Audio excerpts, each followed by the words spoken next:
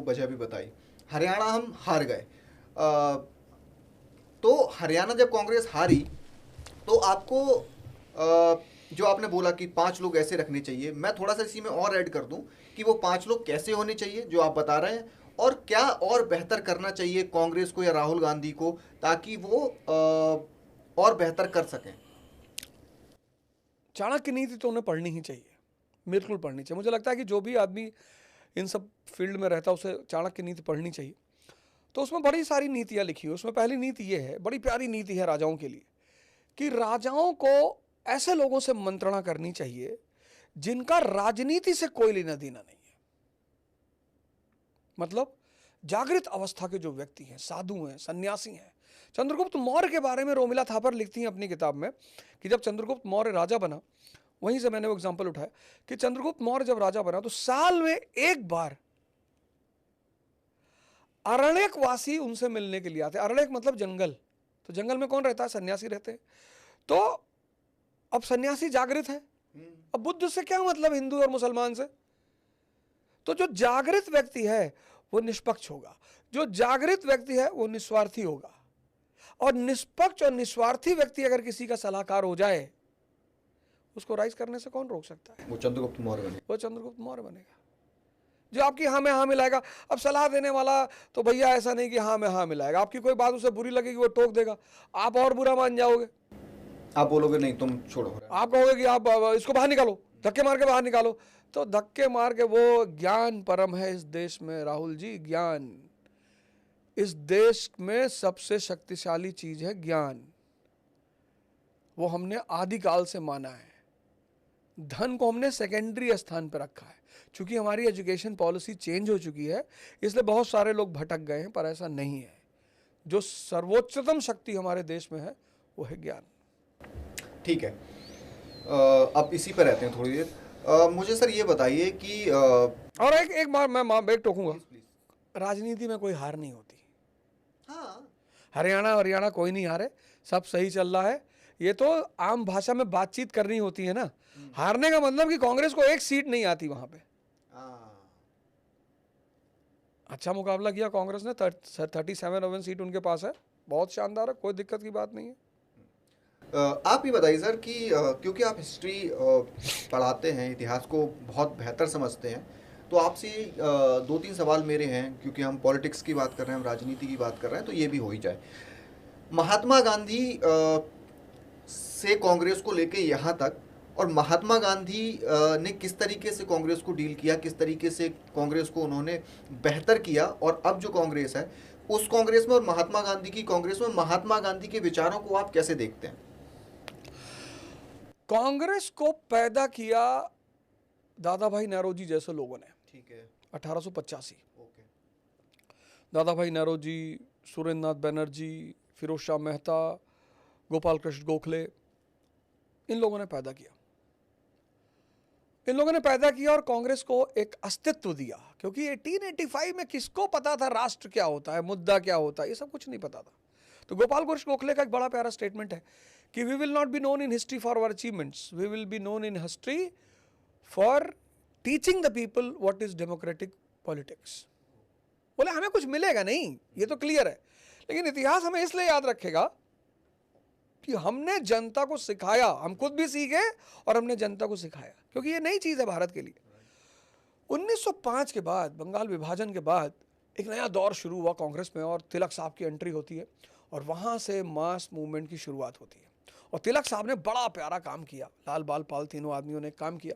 उनको पता था कि जनता तो इलिटरेट है, तो हम बेंजामिन फ्रैंकलिन की तरह इनको मुद्दे पे तो बुला नहीं सकते, तो करें क्या? तो बोले यार ऐसा करो, कल्चरल प्रोग्राम कराओ।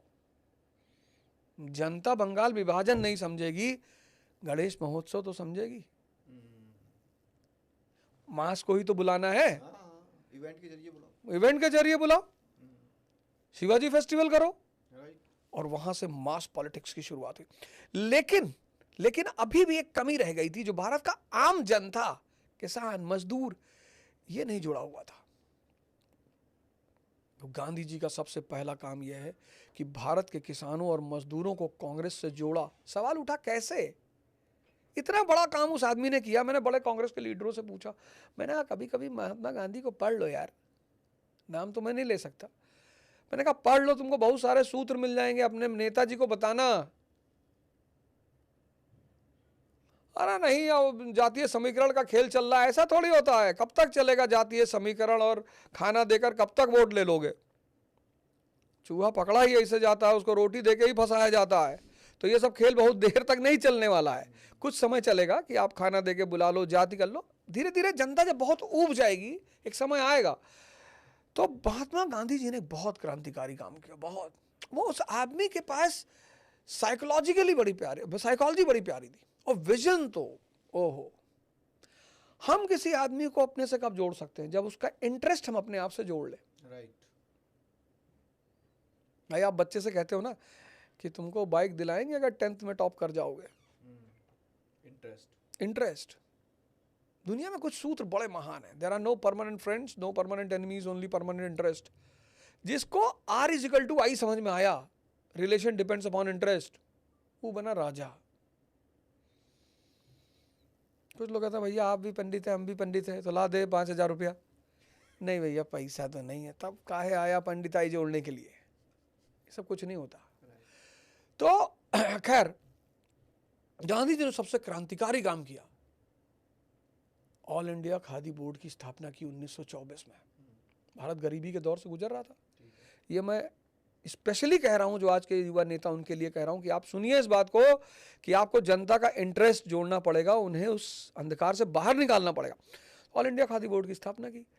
अब जैसे शहरों में कभी कभी क्या होता है, वो जो हमारे आदिवासी भाई आते हैं बाजार में शहद बेचने बाल्टी भर लेके, तो मजबूरी में उन्हें कभी कभी पूरी शहद की बाल्टी एक शाम को 100-200 रुपये में बेच देना पड़ता। हाँ, मैंने ये एग्जांपल देखे हैं। राइट। हाँ, लेकिन वही 100 ग्राम की डाबर की शहद हाँ, 150 रुपये की मिलती है। सही बात। Showroom effect. तो गांधी जी ने इस देश के मजदूर और किसानों से कहा कि देखो भैया, जो डे टू डे नेसेसिटी का सामान है, जैसे कपड़ा है, तेल है, साबुन है, ये तुम बनाओ और हमको दो। आप देखो हर शहर में खादी आश्रम था, हम उसे शोरूम से बेचेंगे और तुम पैसा हमको ले जाओ। Gandhi attaches the economic interest of common people with Congress and Gandhi. बस सारे लोग जुड़ गए गांधी से। कितना बड़ा खेल है। यहाँ आजकल के लड़के गांधी जी गाली देते, कहते साहब 70 साल की उम्र में 2 लड़कियों कंधे पे हाथ रख के चलते थे, तुम बे 17 में नहीं चल पाए, वो 17 में चलते थे। कितना पोटेंशियल वाली बात है। पहली बात, अगर ताकत पे देखा जाए तो कम से कम पढ़ो तो क्यों चल रहे थे। कितना बड़ा काम किया। 1920 में वाइसरॉय कह रहा है कि there will be no mass movement in India. बोले क्यों? बोले 90% illiterate, suffering from poverty, there is no nation called India, Bharat राष्ट्र है ही नहीं। और उस परिस्थिति में वो आदमी असहयोग आंदोलन करता है और हजारों लोग सड़क पे उतरते हैं। Local issues from national platform. Punjab में मुद्दा क्या होगा? अकाली मुद्दा होगा। यूपी में क्या होगा? एका मूवमेंट होगा। और उससे भी बड़ी घटना, 1922 में गांधी जी जेल चले गए, चौरी चौरा वाले कांड में। देखो विजनरी होना कितनी बड़ी बात होती है। तो 1922 में जब गांधी जी जेल चले गए तो कांग्रेस में आपस में झगड़ा हो गया, स्वराजिस्ट और गांधीइट्स। CR दास की गैंग ने कहा कि हम तो भैया इलेक्शन लड़ेंगे, लेजिस्लेचर में जाएंगे। और गांधी जी की गैंग ने कहा, सरदार पटेल वाली गैंग ने, कि भैया हम तो रचनात्मक कार्य करेंगे, क्रिएटिव प्रोग्राम करेंगे, चरखा चलाएंगे, नेशनल स्कूल खोलेंगे। यह हुआ कि कांग्रेस का फिर स्प्लिट होने जा रहा है, कांग्रेस टूटने जा रही है। तो 1922 में जेल में जब गांधी जी हैं, उनको 1928 में छूटना था, 6 साल की सजा हुई थी। तो गांधी जी ने जेल में कहना शुरू किया कि जो भी सरकार के खिलाफ बोलेगा मैं उसे कांग्रेस में बर्दाश्त नहीं करूंगा। अंग्रेजों ने कहा अच्छा, तो जेल में क्या कर रहे हो यार? अगर तुम्हारी यही मंशा है कि तुम कांग्रेस ही तोड़ने के चक्कर में हो, बाहर निकलो। तो जिस आदमी को 1928 में छूटना था, उसको अंग्रेजों ने 1924 में छोड़ दिया। कहा गांधी जी बीमार हैं। और एक प्रेसिडेंट बने, एक सेशन, बेलगांव सेशन 1924, और वहां उन्होंने कहा 24 में बेलगांव सेशन में कि Swarajist are the true nationalist. बोले स्वराजी सबसे बड़े राष्ट्रवादी हैं। अंग्रेजों ने कहा कि जेल में तो तुम कुछ और कह रहे थे।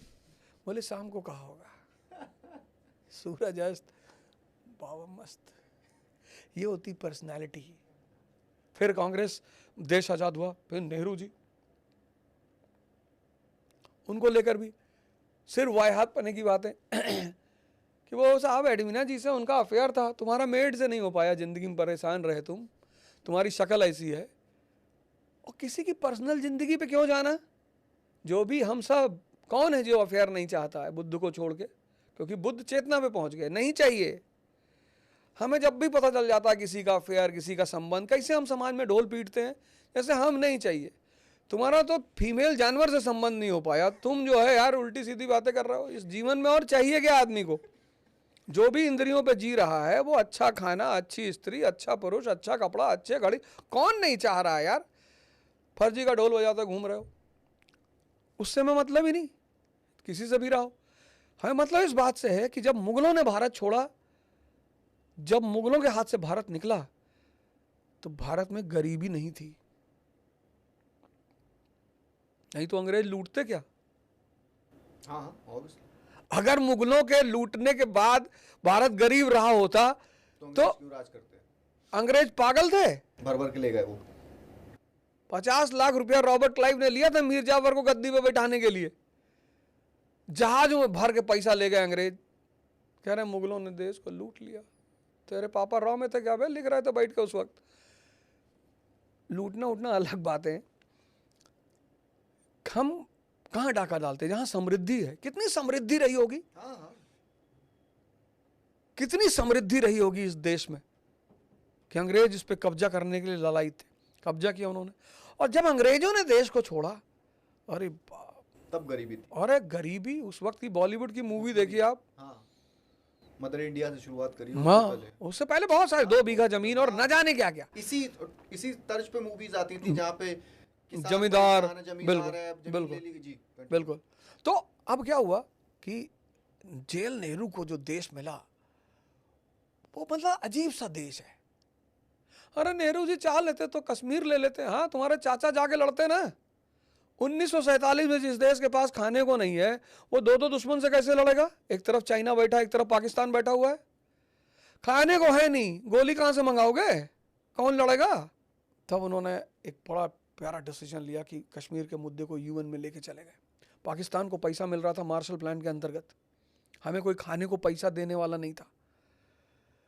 और उस परिस्थिति से, जहां पे सुअरों खिलाने वाला गेहूं भारत आता, उस परिस्थिति से जेएल नेहरू इस देश को निकाल कर बाहर लाते हैं कि बॉलीवुड गाना बनाने में मजबूर होता है कि मेरे देश की धरती सोना उगले उगले हीरा मोती। फर्स्ट 5 ईयर प्लान एग्रीकल्चर पर इंडस्ट्री आधारित है।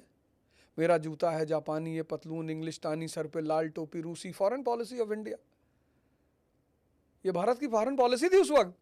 Technological assistance from Japan, financial assistance Britain, foreign reserve Russia. मतलब नेहरू को पढ़ने के बाद हमारी आदत पड़ी, हम लोग टीचर हैं तो क्लास में नेहरू नेहरू कहते रहते हैं। तो जवाहरलाल नेहरू जी को पढ़ने के बाद एक अजीब सा सम्मान पैदा होता है उनके लिए, बहुत प्यारा सा, कि यार नहीं यार, नहीं पॉसिबल है यार। देखो पाकिस्तान टूट तो गया, सही बात। एक योग नेतृत्व रहा होता तो अब योग नेतृत्व कहां था? चीन के पास था, साउथ कोरिया के पास था। एक विजन, आप पढ़ो नेहरू के टाइम का industrial second 5 year plan, first 5 year plan, research institutes.